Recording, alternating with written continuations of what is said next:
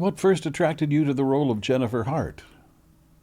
Well, everybody who was doing it, I think that's the bottom line. As I said, the world was very small, and I knew everybody that was doing it.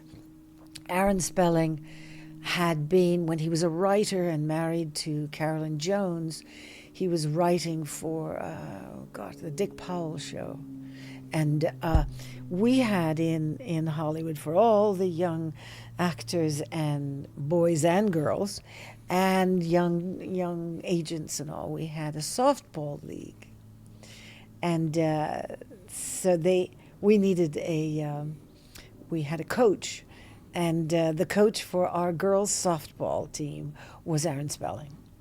And it was great fun because he was, Aaron Spelling looked like Jiminy Crickets. He was this little skinny man, not at all athletic. And he'd be rushing out to talk to the girls and say, we have to, coaching us.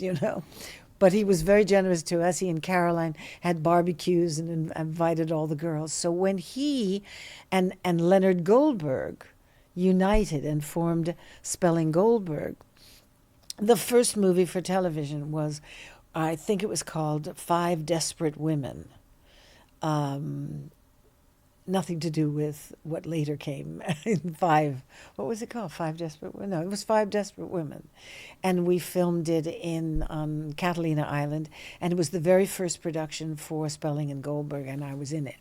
So that was a kind of continuation of our friendship and relationship. So I knew them. Robert Wagner I had worked with and I had met socially. Tom Mankiewicz, who was rewriting and going to direct the pilot, I had known since I was 17 years old. So it was very much a family sort of, once again, another family. I was in San Francisco doing a production of Cyrano de Bergerac with Stacy Keach. We were doing our out-of-town opening in anticipation of going to New York.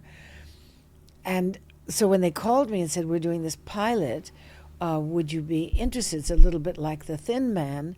And I knew that all the people involved, so that was attractive enough. The idea of The Thin Man was also extremely attractive. And Aaron's, I said, well, this is an embarrassment of riches. We're supposed to go to New York. We're supposed to go to Broadway. And he said, well, there might be a writer's strike for the newspapers. And historically, when there was a newspaper strike, nobody would bring a play into New York because they couldn't publicize it.